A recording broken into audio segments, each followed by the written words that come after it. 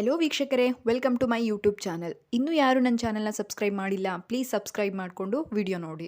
ಇವತ್ತಿನ ದಿನ ನಾವು ಮಾಡ್ತಿರೋದು ಇನ್ಸ್ಟೆಂಟ್ ಪುಳಿಯೋಗರೆ ಪೌಡರ್ನ ಯೂಸ್ ಮಾಡಿ ಪುಳಿಯೋಗರೆ ಹೇಗೆ ಮಾಡೋದು ಅಂತ ನೋಡೋಣ. ನಾನಿಲ್ಲಿ ಅಯ್ಯಂಗಾರ್ ಅವ್ರದ್ದು ಪುಳಿಯೋಗರೆ ಪೌಡರ್ನ ತೊಗೊಂಡಿದ್ದೀನಿ. ನೋಡ್ತಾ ಇದ್ದೀರಲ್ಲ, ಕಲರ್ ಕೂಡ ತುಂಬಾ ಚೆನ್ನಾಗಿದೆ, ಟೇಸ್ಟ್ ಕೂಡ ತುಂಬಾ ಚೆನ್ನಾಗಿರುತ್ತೆ. ಅಯ್ಯಂಗಾರ್ ಅವ್ರದ್ದು ಪುಳಿಯೋಗರೆ ಪೌಡರಿಂದ ಪುಳಿಯೋಗರೆ ಮಾಡಿದರೆ ಟೇಸ್ಟ್ ತುಂಬ ಚೆನ್ನಾಗಿರುತ್ತೆ. ಹಾಗಾಗಿ ನಾನು ಅಯ್ಯಂಗಾರ್ ಅವ್ರದ್ದೇ ಯೂಸ್ ಮಾಡ್ತಿದ್ದೀನಿ. ಈ ಪುಳಿಯೋಗರೆ ಮಾಡೋದಕ್ಕೆ ನಮಗೆ ಬೇಕಾಗಿರೋ ಇಂಗ್ರೀಡಿಯೆಂಟ್ಸ್ ಏನಂತ ನೋಡ್ಕೊಬರೋಣ ಬನ್ನಿ. ನಮಗೆ ಪುಳಿಯೋಗರೆ ಪೌಡರ್ನ ಮಾಡಲಿಕ್ಕಾಗಿ ಈ ರೀತಿಯಾದಂತಹ ಇಂಗ್ರೀಡಿಯೆಂಟ್ಸ್ ಬೇಕಾಗುತ್ತೆ. ಹಾಗೆ ಒಂದು ಬೌಲ್ ಅನ್ನ ಬೇಕಾಗುತ್ತೆ. ನಂತರ ನಾವು ಇದನ್ನು ಹೇಗೆ ಮಾಡೋದು ಅಂತ ನೋಡ್ಕೊಬರೋಣ ಬನ್ನಿ. ನಾವು ಮೊದಲಿಗೆ ಒಂದು ಪ್ಯಾನ್ ಇಟ್ಬಿಟ್ಟು, ಪ್ಯಾನ್ ಬಿಸಿ ಆದ ನಂತರ ಅದಕ್ಕೆ 1-2 ಟೇಬಲ್ ಸ್ಪೂನ್ ಎಣ್ಣೆ ಹಾಕಬೇಕಾಗುತ್ತೆ. ಅದು ಎಣ್ಣೆ ಕಾಯ್ದ ನಂತರ ನಾವು ಕಡಲೆ ಬೀಜನ ಹಾಕಬೇಕಾಗುತ್ತೆ. ಪುಳಿಯೋಗರೆಯಲ್ಲಿ ಮೇಯ್ನ್ ಹೈಲೈಟ್ ಆಗೋದೇ ಕಡಲೆ ಬೀಜ ಹಾಕಿದಷ್ಟು ತುಂಬಾ ಚೆನ್ನಾಗಿರುತ್ತೆ.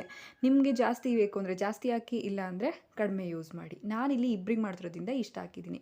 ಈ ಕಡಲೆ ಬೀಜ ಚೆನ್ನಾಗಿ ರೋಸ್ಟ್ ಆದ ನಂತರ ಇದನ್ನು ನಾವು ಒಂದು ಬೌಲಿಗೆ ತೆಗೆದಿಟ್ಕೋಬೇಕು, ಇಲ್ಲ ಅಂದರೆ ಮೆತ್ತಗಾಗ್ಬಿಡುತ್ತೆ. ನಂತರ ನೋಡಿ, ಈ ರೀತಿಯಾಗಿ ಎತ್ತಿಡ್ಕೋಬೇಕಾಗುತ್ತೆ. ನಂತರ ಅದೇ ಬಾಣಲಿಗೆ ಸ್ವಲ್ಪ ಸಾಸಿವೆ, ನಾವು ತಗೊಂಡಿರೋ ಅಂಥ ಕಡಲೆಬೇಳೆ ಮತ್ತು ಉದ್ದಿನಬೇಳೆನ ಹಾಕ್ಬಿಟ್ಟು ಸ್ವಲ್ಪ ಚೆನ್ನಾಗಿ ಫ್ರೈ ಮಾಡ್ಕೋಬೇಕಾಗುತ್ತೆ. ಇದು ಕೂಡ ಅದರದ್ದು ಕಲರ್ ಬಣ್ಣ ಬಿಡೋವರೆಗೂ, ಅಂದರೆ ಗೋಲ್ಡನ್ ಕಲರ್ ಬರೋವರೆಗೂ ಸ್ವಲ್ಪ ಲೈಟಾಗಿ ಫ್ರೈ ಮಾಡ್ಕೋಬೇಕಾಗುತ್ತೆ.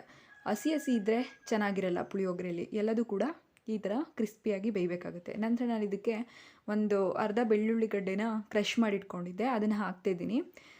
ಬೆಳ್ಳುಳ್ಳಿ ಆಪ್ಷನಲ್, ನಿಮಗೆ ಬೇಕಾದರೆ ಹಾಕಿ, ಇಲ್ಲಾಂದರೆ ಬೇಡ. ಹಾಕಿದ್ರೆ ಚೆನ್ನಾಗಿರುತ್ತೆ. ಅದು ಕೂಡ ಬೆಳ್ಳುಳ್ಳಿ ಹಾಕಿದ ಮೇಲೆ ಅದು ಸ್ವಲ್ಪ ಲೈಟಾಗಿ ಕಲರ್ ಚೇಂಜ್ ಆಗೋವರೆಗೂ ಅದನ್ನು ಫ್ರೈ ಮಾಡ್ಕೋಬೇಕಾಗುತ್ತೆ.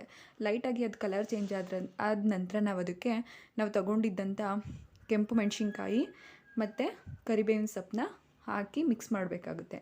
ನೋಡ್ತಾ ಇದ್ದೀರಲ್ಲ, ಈ ಟೈಮಲ್ಲಿ ಮೆಣಸಿನ್ಕಾಯಿ ಮತ್ತು ಕರಿಬೇವಿನ ಸೊಪ್ಪನ್ನ ಆ್ಯಡ್ ಮಾಡ್ಕೊಳ್ಳಿ. ಅದನ್ನು ಹಾಕಿದ ಮೇಲೆ ಒಂದು ನಿಮಿಷ ಫ್ರೈ ಮಾಡಿ ಸಾಕು. ಅದಾದ ನಂತರ ನಾವು ಇದಕ್ಕೆ ಒಂದು ನಿಂಬೆಹಣ್ಣು ಸೈಜಿಂದ ಹುಣಸೆಹಣ್ಣಿನ ರಸನ ನಾನು ತೆಗೆದಿಟ್ಕೊಂಡಿದ್ದೀನಿ. ಆ ರಸನ ಹಾಕ್ತಿದ್ದೀನಿ.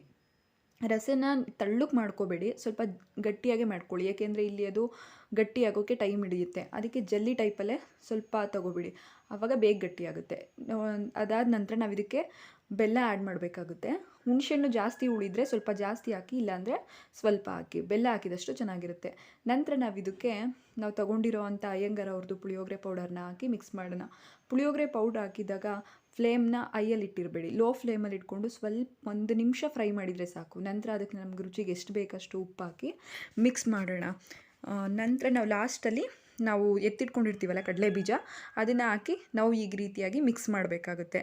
ಮಿಕ್ಸ್ ಆದ ನಂತರ ನಾವು ಇದಕ್ಕೆ ಗ್ಯಾಸ್ ಫ್ಲೇಮ್ನ ಆಫ್ ಮಾಡಿಬಿಟ್ಟು ನಾವು ತಗೊಂಡಿರೋ ಅಂಥ ಅನ್ನನ ಹಾಕ್ಬಿಟ್ಟು ಮಿಕ್ಸ್ ಮಾಡಬೇಕಾಗುತ್ತೆ. ನಾನಿಲ್ಲಿ ಮಾಡ್ತಿರೋದು ಇಬ್ಬರಿಗೆ, ಹಾಗಾಗಿ ನಾನು ಇಷ್ಟು ರೈಸ್ ತೊಗೊಂಡಿದ್ದೀನಿ ಮತ್ತು ಒಂದು ಪುಳಿಯೋಗರೆ ಪ್ಯಾಕೆಟ್ ತೊಗೊಂಡಿದ್ದೀನಿ. ನೀವು ಎಷ್ಟು ಜನಕ್ಕಾದರೂ ಮಾಡ್ಬೋದು.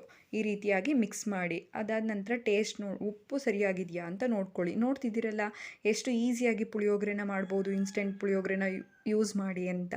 ಈ ವಿಡಿಯೋ ಇಷ್ಟ ಆಗಿದ್ದಲ್ಲಿ ಪ್ಲೀಸ್ ಲೈಕ್, ಶೇರ್, ಕಮೆಂಟ್ ಮಾಡೋದನ್ನ ಮರಿಬೇಡಿ. ಹಾಗೆ ನಿಮ್ಮ ಫ್ಯಾಮಿಲಿ ಮೆಂಬರ್ಸ್ಗೂ ಶೇರ್ ಮಾಡಿ. Thank you for watching.